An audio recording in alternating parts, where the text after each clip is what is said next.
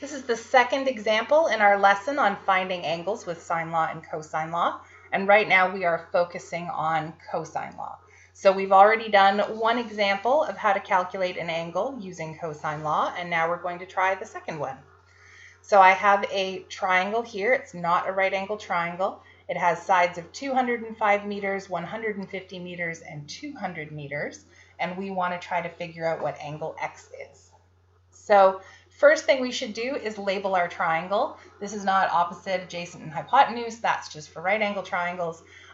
My formula that we're using uses A, B's, and C's. So we're going to try to label everything A, B, and C. And I always start with the angle A, which should be the angle in the question that either we know or in this case want to find. So since I want to find this angle here, that's the one that I'm going to call angle A. And then it really doesn't matter. You can call the other ones B and C. It doesn't matter which one is which. We'll still get the right answer. And then the side across from each angle is also labeled with the same letter. So if this is angle A all the way across the triangle, this is going to be side A. I use a lowercase a. Across from angle B is side B, and across from angle C is side C.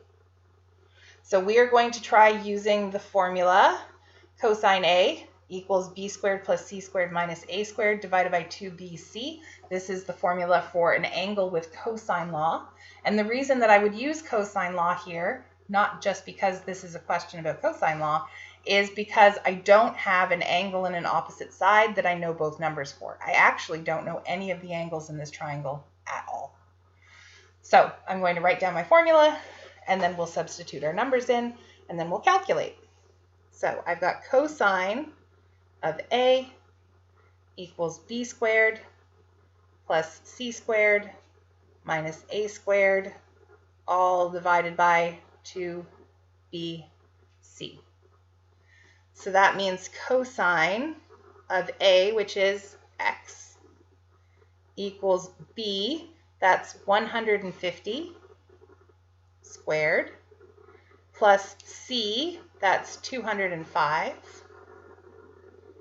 squared. Take away a, that's 200 squared. And then the whole thing is divided by 2 times b, which is 150, times c, which is 205. Now, I would recommend figuring out the numerator, figuring out the denominator, and then going from there. So cosine x equals, okay, so 150 squared plus 205 squared, take away 200 squared, is 24,525. And then in the denominator, 2 times 150 times 205 is 61,500. Okay, now you could leave this as a fraction and then move on to the next step, but I'm going to make that a decimal first. I think it'll be easier for you.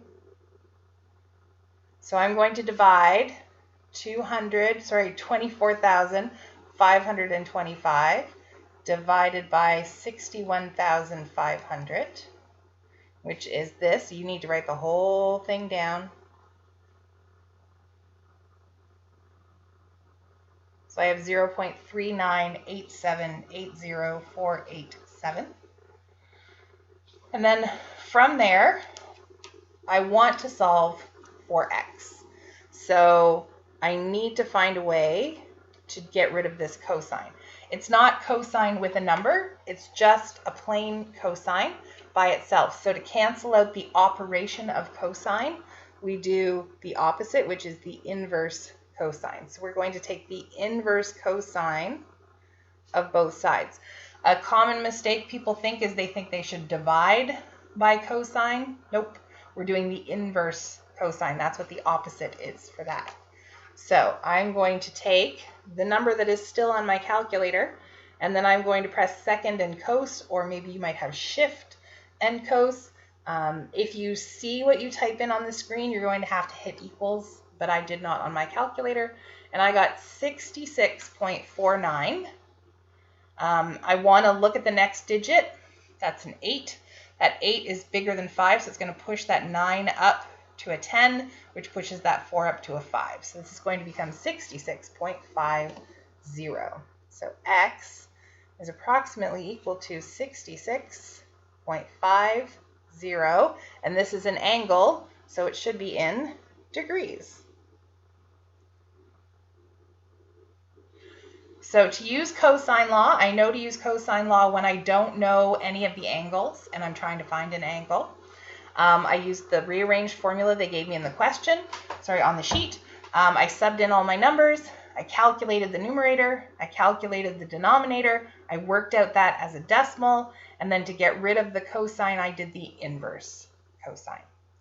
And that's how we calculate an angle using cosine law. You can join me in the next video to learn how to do it with sine law.